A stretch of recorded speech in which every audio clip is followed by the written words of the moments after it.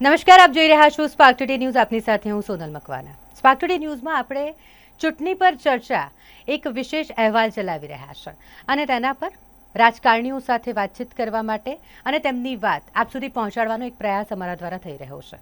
વડોદરા મહાનગરપાલિકાની ચૂંટણી જોરો શોરોથી તેનો પ્રચાર ચાલી રહ્યો છે. આજે અંતિમ દિવસ છે ચૂંટણી પ્રચારનો અને તેવામાં શું છે લોકોનો મત એ તો આપણને 26 તારીખે મતદાન થયા બાદ 28 તારીખે જ્યારે પરિણામ સામે આવશે ત્યારે ખબર પડશે. પરંતુ મહત્વના કેટલાક વોર્ડ છે કે જ્યાંના લોકોના વિચારમાં શું બદલાવ લાવી શકાશે આ વખતે તે એક મોટો સવાલ છે. અને તેમાંનો એક વોર્ડ એટલે કે વોર્ડ નંબર 16.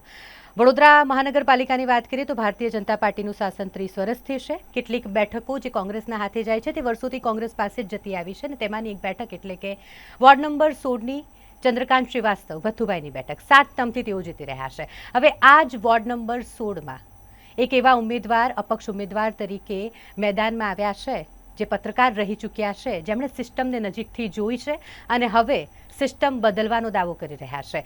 એવા હિરેનભાઈ મોદી આપણી વચ્ચે છે. હિરેનભાઈ, પહેલા તો ખૂબ ખૂબ સ્વાગત છે આપનું સ્પાર્ક ટુડે ન્યૂઝમાં. આપ અપક્ષ ઉમેદવાર તરીકે મેદાનમાં આવ્યા છો.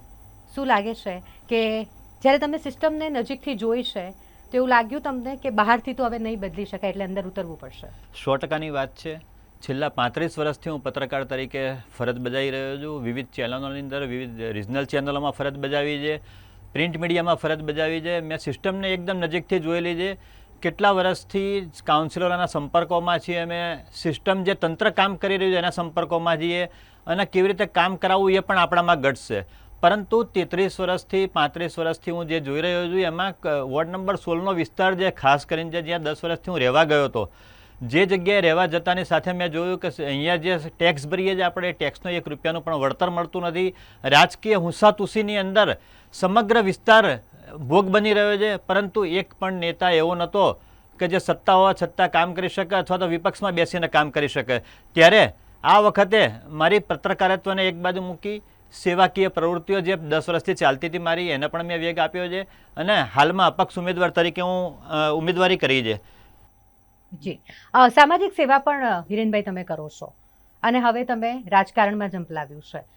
સામાજિક સેવા અને રાજકારણ બંનેમાં તમે શું તફાવત કરી શકો? 10 વર્ષથી જે ત્યાં કને રહેવા ગયો ત્યારે સૌથી પહેલો પ્રોબ્લેમ મારા વિસ્તારનો હતો બસ સુવિધા. ઇન્ટિરિયર બસ વડોદરા શહેરમાં કોઈ જગ્યાએ ચાલતી નથી.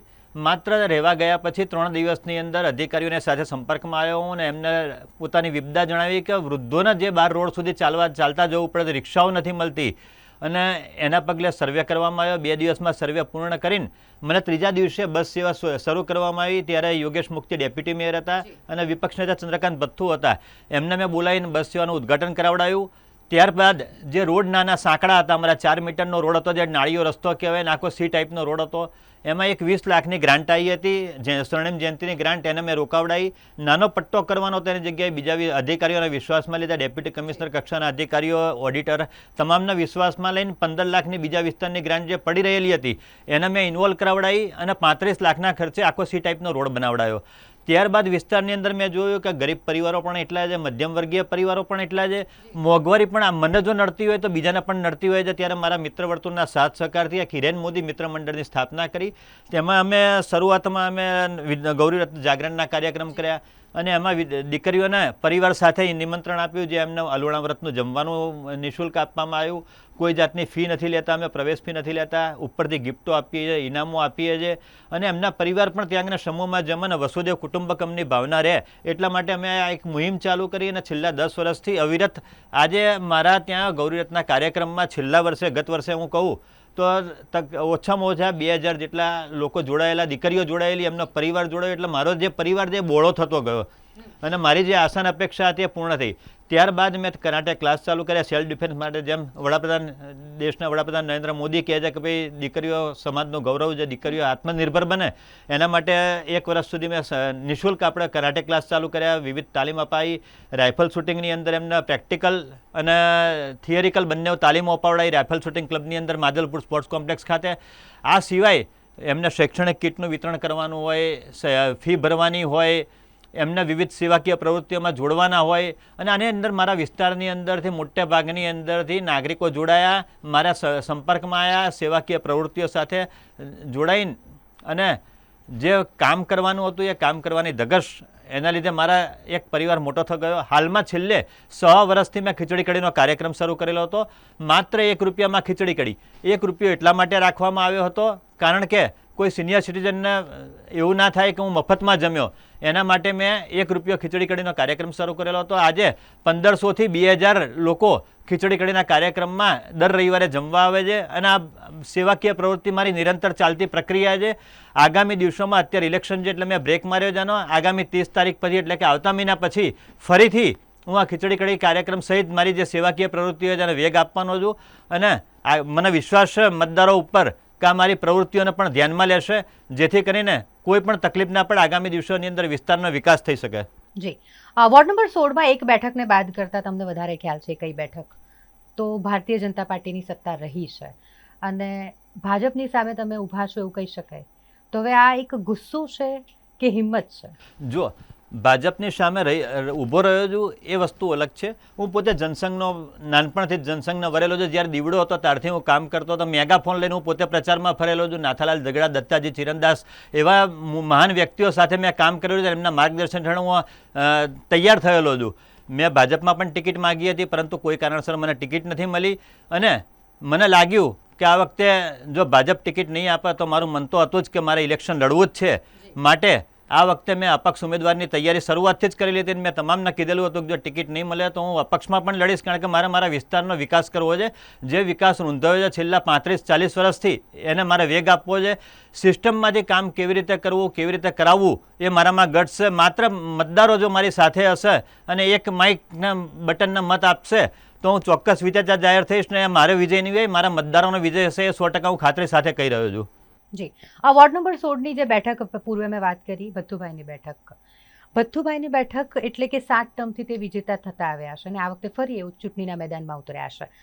તો તમને અત્યારે તમે લોકોની વચ્ચે છો અને લોકો સાથે જનસંપર્ક કરી રહ્યા હશો, તમને લોકોના વિચારો વિશે ખ્યાલ છે, તો શું લાગે છે કોઈ બીજો ઓપ્શન નથી મળી રહ્યો વોર્ડ નંબર 16ના લોકોને કે પછી તેમને ભથ્થુભાઈ પર વિશ્વાસ છે? આને તમે કઈ રીતે જોઈ રહ્યા છો? કારણ કે એ તમારા માટે પણ એક પડકારરૂપ છે એ બેઠક. મારી સામે કોણ છે કોણ નથી એનાથી મને કોઈ નિસ્બત નથી. ભથ્થુભાઈને હું સારી રીતે ઓળખું છું. 35 વર્ષથી ભાજપના પણ જે કાઉન્સિલર રહી ચૂક્યા છે એમને પણ ઓળખું છું. રાજકારણ સાથે સંકળાયેલો જ વ્યક્તિ છું. સતત રાજકારણ અને સિસ્ટમ બંને સાથે સંકળાયેલો છું એટલે મને બધી જ રીતની ખબર છે કોણ છે કોણ નથી. પરંતુ માત્ર ને માત્ર મેં મતદારોને એક જ અપીલ કરી છે કે તમે એક મત માઇકના આપો. તમારા જે કામો નથી થયા, રાજકીય ઊંસાતુસી ચાલતી હોય છે વોર્ડની અંદર, જે આપ પેપરોમાં પણ વાંચતા હશો, સમાચારોના માધ્યમથી પણ જોતા હશો કે કામ નથી કરી શકતા, કોઈ સત્તા હોવા છતાં કામ નથી થતા, એકબીજા ઉપર આક્ષેપો પ્રતિ આક્ષેપો થઈ રહ્યા છે. ત્યારે મારા બધાને એક બાજુ મૂકીને મારા વોર્ડના મતદારોને 100% કામો વિકાસના થાય અને એમની જે આશાઓ અને અપેક્ષાઓ છે એમાં ખરો ઉતરું એ જ જોવાનું છે. કારણ કે અત્યાર સુધી વોર્ડની જો વાત કરું તો વોર્ડ નંબર 16ની અંદર વોર્ડનું ઓફિસે પણ નથી. અર્બન હેલ્થ સેન્ટર જે ચાલે છે, અર્બન હેલ્થ સેન્ટર તમે જોશો તો એક નાની ઓરડીની અંદર ચાલી રહ્યું છે. જે ગાર્ડન હોવા જોઈએ આખા વડોદરા શહેરના તમામ વિસ્તારો તમે ફરી લો. વડોદરા શહેરના એક બાજુ 16 નંબરનું છે એક જ ગાર્ડન બનાવવામાં આવ્યું છે, પણ હમણાં થોડા ટાઈમ પહેલાં જ બનાવેલું છે. એક બી ગાર્ડન નથી. પાણીના પ્રશ્નો છે, ડ્રેનેજના પ્રશ્નો છે, દૂષિત પાણીની ફરિયાદો આજે પણ હું ફેરણીમાં જોઉં ત્યારે મળે છે કે દૂષિત પાણી આવી રહ્યા છે. તમે શું કરો છો? મેં કીધું હું પ્રથમ વખત આપની પાસે મત માગવા આવ્યો છું. આપની જે સમસ્યાઓ હતી એ જે તે સમયે મેં મારા તંત્ર સુધી પહોંચાડી છે, પણ અત્યારે હાલમાં જો આપ મને એક મત આલશો અને વિજેતા જાહેર કરશો તો 100% હું આપની ઉપર આશાઓ ઉપર ખરો ઉતરીશ એટલો મેં વિશ્વાસ આપ્યો છે મારા મતદારોને. જી, અપક્ષ ઉમેદવાર તરીકે તમે અત્યારે મેદાનમાં છો હિરેનભાઈ, અને એવું કહેવાય છે, આપણે તો વર્ષોથી તમે આ સિસ્ટમ સાથે સંકળાયેલા છો એટલે તમને ખબર છે કે અપક્ષ ઉમેદવાર તરીકે કોઈ જીતે તો એવું કહેવાય કે એમના માટે કામ કઢાવવું સિસ્ટમ પાસેથી મુશ્કેલ છે. તમે કઈ રીતે એ કહી શકો કે હું કામ કઢાવી શકીશ ને સિસ્ટમ મને નહીં દબાવી શકે? સિસ્ટમ ક્યારેય મને દબાવી નહીં શકે, કારણ કે હું 35 વર્ષથી કારકિર્દી મારી પત્રકારની જેની અંદર મેં કેટલાય ચડાવ ઉતાર જોયેલા છે. રાજકારણીઓ કેવી રીતે કામ કરે છે અને કેવી રીતે કામ કઢાવતા હોય છે જોયું છે. મારા માટે આ કોઈ પડકાર નથી. મારા માટે આ સરળ રસ્તો છે, પણ ચૂંટાઈને આવું એટલે હું આ કરી શકીશ. કામ કેવી રીતે કરવું તંત્ર પાસેથી મેં અત્યારે કહું છું આપને, મેં પહેલાં આપને જાણ કરી કે જે રીતે રોડનું કામ હતું, મારા રોડનું કામ હતું, કોઈ પણ કાઉન્સિલરના વિશ્વાસમાં લીધા વગર, અધિકારીઓને માત્ર વિશ્વાસમાં લઈને મેં મારું કામ કરાયેલું. 15 લાખની ગ્રાન્ટ અન્ય વિસ્તારની મારા વિસ્તારમાં નખાવડાયેલી. જો આ ગટ્સ મારામાં હોય તો તમે વિચાર કરી લો કે આગામી દિવસોની અંદર કોઈ કાઉન્સિલર મને સપોર્ટ કરે કે ના કરે, સત્તાધીશો મને સપોર્ટ કરે કે ના કરે, પરંતુ હું આ કામ કરાવવા માટે સક્ષમ છું. કેવી રીતે કામ કરવું એ મારી જનતાના માટે મને પૂરો વિશ્વાસ છે કે મત આલશે તો આ ચોક્કસ એમના વિકાસના કાર્યો ક્યાંય અવરોધરૂપ થયા વગર પાર પાડીશ અને વિસ્તારની રોનક બદલી નાખીશ. જી, વોર્ડ નંબર 16ના વિસ્તારની વાત કરીએ હિરેનભાઈ, તો ત્યાં સૌથી મોટી સમસ્યા અત્યારે પાણીની, ગંદા પાણીની ને ડ્રેનેજની સમસ્યા છે. જો કે એ તો ઓવરઓલ વડોદરા શહેરમાં આપણે જોઈ રહ્યા છે, પરંતુ તમે જો જીતો છો તો પહેલા તો આ સમસ્યાનું નિરાકરણ કરવા માટે તમે શું પ્લાન લઈને લોકોની વચ્ચે જઈ રહ્યા છો? કારણ કે અત્યારે તો મતદારોને રીઝવવાના છે. એ લોકો આપણને પૂછતા પણ હોય ઘણીવાર, ખાસ કરીને ઉમેદવારોને, કે તમારો શું પ્લાન છે, તમે અમારી સમસ્યાનું કઈ રીતે નિરાકરણ લાવશો, તો તમારો શું જવાબ હોય છે? ખાસ કરીને વાત કરું પાણીની સમસ્યા, સૌથી પહેલાં હું રહેવા ગયો ત્યારે પાણીની સમસ્યા હતી. એ તમામ સમસ્યાઓનો નિરાકરણ લાવ્યા છીએ. અને હાલમાં કપૂરે જે પાણીની ટાંકી છે ત્યાંથી વારંવાર લાઇટો જવાની ફરિયાદો આવતી હતી. ત્યાં કને અત્યારે જનરેટર, ડીજી જનરેટર સેટ મુકાવડાવ્યો છે છેલ્લા કેટલાક સમયથી. ત્યાં કને MGVCLનું લાઇટનું કટઆઉટ આવે તો પણ પાણીની સમસ્યા નડતી નથી. હા, હાઈવે ઉપર જ્યારે પણ કામ થાય છે, અન્ય વિસ્તારમાં કામ થાય છે, ત્યારે નલિકાઓ તૂટવાની ફરિયાદો આવે છે. એટલે ડ્રેનેજના પાણી કોન્ટામિનેશન ઊભું થાય છે અને નાગરિકોને જે પ્રેશરથી પાણી મળવું જોઈએ અથવા તો ચોખ્ખું પાણી મળવું જોઈએ એ મળતું નથી. હાલમાં હું એક વાત કરું કે ઓમ સાંઈ ગણેશ સોસાયટી જે DRM ઓફિસની બાજુમાં એમનો એક મોરચો આવેલો હતો કોર્પોરેશનની અંદર. ઉપર જતાં પહેલાં જ મને મારા મિત્રોએ કીધું કે ભાઈ આ તમારા વિસ્તારમાંથી જ છે, 16 નંબરમાંથી જ છે અને પાણીની સમસ્યા એમને જે મેં એમને વિશ્વાસ આપ્યો, તમે ઘેર જાઓ. મેં કીધું મારે જે પણ અધિકારીની જોડે વાત કરવી છે એમને વાત કરીને તમારે ત્યાં લઈને આવીશ અને આ તમારો સમસ્યાનું નિરાકરણ લાવીશ. બાજુમાં જ સ્થાનિક કાઉન્સિલર પણ વોર્ડ નંબર 16ના રહેતા હતા. અધિકારીને મેં વાત કરી, ઉચ્ચ અધિકારીઓ સાથે ચર્ચા કરી, એમને વિશ્વાસ આપ્યો કે આવતીકાલે સવારે આપણે ત્યાં જઈશું અને જે પણ હશે જોઈ લઈશું. ત્યાં કને સામે જ બુસ્ટર લાઇન છે, બુસ્ટર લાઇનમાંથી પાણીનું કનેક્શન લાઇન નાખવાની હતી, ખાલી એક વાલ જોઈન્ટ કરવાનો હતો અને એ વાલ જોઈન્ટ કરવાથી આ સમસ્યા હલ થતી હતી. લાલબાગ પાણીની ટાંકીનો સપ્લાય છે એમના ત્યાં, પણ લાલબાગ ટાંકીમાંથી કેટલીક વખતે સમસ્યા થતાં આ પાણી પ્રેશરથી મળતું નહોતું. એટલા માટે આપણે ત્યાં કને અધિકારીઓને વિશ્વાસમાં લઈને ત્યાં કને ઇજારદારને બોલાવડાયા, વાલ નખાવડાયો અને અત્યારે હાલમાં ઉનાળાની અંદર જે ગરમી હતી એની અંદર 2 ટાઈમ પાણી અપાવડાવ્યું છે. બપોરે 1 વાગે આવતું હતું, સાંજે 4 વાગે આવતું હતું અને બધા નાગરિકોને ખબર છે કે 2 ટાઈમ ત્યાં પાણી આવ્યું છે. અને આ જો સત્તા વગર હું કરી શકતો હોઉં આટલું બધું, તો સત્તા મળે તો હું કેટલું કામ કરી શકીશ એ મારી ક્ષમતા મતદારો જ નક્કી કરશે, એ વાત ચોક્કસ છે. જી, આ વખતની ચૂંટણીની વાત કરીએ તો હિરેન મોદી, એવું કહી શકાય કે આ વખતની ચૂંટણી હિરેન મોદી વર્સિસ સિસ્ટમ છે?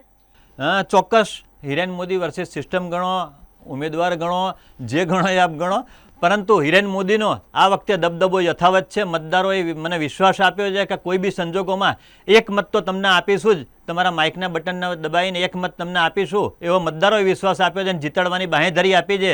ત્યારે જોવું રહ્યું આગામી 28 તારીખે જે બેલેટ પેપરો ખુલશે, મત પ્રક્રિયા થશે, ત્યારે જો કેટલો મતે ભવ્ય વિજય થાય છે એ જ મારા માટે એક મતદારોનો મોટામાં મોટો વિશ્વાસ હશે.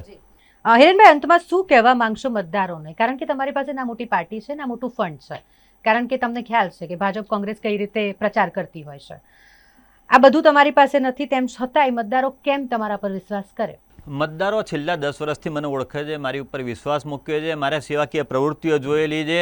ભાજપ કોંગ્રેસ ગમે એટલો ખર્ચો કરશે એની સામે મતદારોને મને કોઈ વાંધો નથી. મતદારોને એક મત માટે મતદારોએ મને વિશ્વાસ સામેથી આપ્યો છે. કેટલાય લોકો સોસાયટીવાળા મને મળી ગયા આવીને, તમે ચિંતા ના કરતા, એક મત તમને મળશે, બાકીના 3 મત અમારે જેને આપવા હશે એને આપીશું, આ રીતનો વિશ્વાસ આપ્યો છે.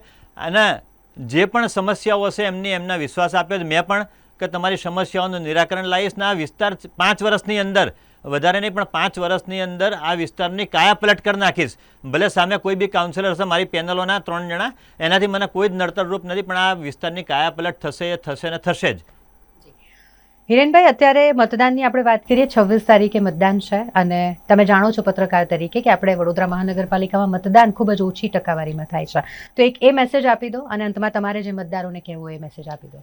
ખાસ કરીને આ વખતની કાળઝાળ ગરમી પડવાની જે 26 તારીખે મતદાનના દિવસે, ત્યારે મતદારોને એક અપીલ કરું છું, 2 હાથ જોડીને કે સવારે 7 વાગ્યાથી સૌથી પહેલાં આપ મતદાન માટે જજો. ચા નાસ્તો પછી કરજો. બપોરે 1 વાગ્યા પહેલાં જેટલું શક્ય હોય એટલું મતદાન કરી લો, કારણ કે બપોર પછી મતદાનની ટકાવારીમાં હંમેશા ઘટાડો થતો હોય છે. સાંજે 1 કલાકના સમયની અંદર મતદાન માટે પાછો ધસારો થતો હોય છે. ત્યારે સવારમાં જ વહેલી તકે જેટલું પણ થાય એટલું મતદાન કરો અને એક મત હિરેન મોદીના માઇકના નિશાનને આપજો, એટલું હું ચોક્કસ કહીશ. સાથે સાથે સ્પાર્ક ટુડેની ટીમને તમામને હું ખૂબ ખૂબ આભાર વ્યક્ત કરું છું. મને આટલો સમય ફાળવીને મારી સાથે જે ચર્ચા કરી, મારી વાતો જે મતદારો સુધી પહોંચાડી, એ બદલ સમગ્ર ટીમને હું ખૂબ ખૂબ અભિનંદન આપું છું. ખૂબ ખૂબ આભાર આપનો હિરેનભાઈ અમારી સાથે જોડાવા માટે. આપને ખૂબ ખૂબ અભિનંદન. આવનારી ચૂંટણી માટે આપને ગુડ લક. આ હતા હિરેનભાઈ મોદી, વોર્ડ નંબર 16માંથી અપક્ષ ઉમેદવાર તરીકે જે મેદાનમાં છે. આપ સૌની વચ્ચે આવે છે અત્યારે આપને રીઝવવા માટે. એક એવું વ્યક્તિત્વ કે જે હવે પત્રકાર તરીકે તો એમણે પોતાની જવાબદારી નિભાવી છે, લોકોની સમસ્યા સિસ્ટમ સુધી પહોંચાડી છે, પરંતુ હવે સિસ્ટમનો એક ભાગ બની અને સિસ્ટમ બદલવાનો દાવો કરી રહ્યા છે. આપ માટે એ સિસ્ટમમાં ઘૂસી અને આપની સમસ્યાનું નિરાકરણ કરવાની વાત કરી રહ્યા છે. એટલે એવું કહી શકાય કે 30 વર્ષનું શાસન વર્સેસ એક નવો ચહેરો, એક એવો ચહેરો જેને આપ સૌ જાણો છો. વોર્ડ નંબર 16માંથી અપક્ષ ઉમેદવારી કરી રહ્યા છે. હવે અપક્ષ ઉમેદવારનો દબદબો જોવા મળશે કે પછી જે જૂના જોગીઓ છે તેમનું જ જોર અહીં ફરી એક વખત સામે આવશે, એ તો સમય જ બતાવશે. પરંતુ તેઓ મેદાનમાં છે અને આપ પાસે એક મતની માંગ કરી રહ્યા છે. અમારું કામ છે એમની વાત આપ સુધી પહોંચાડવાનું, જે અમે પહોંચાડી રહ્યા છે. આવી અનેક અપડેટ જોવા માટે સ્પાર્ક ટુડે ન્યૂઝ પર જોડાયેલા રહો. કેમેરા પર્સન નિસર્ગ સાથે હું Sonal Makwana, spark today news.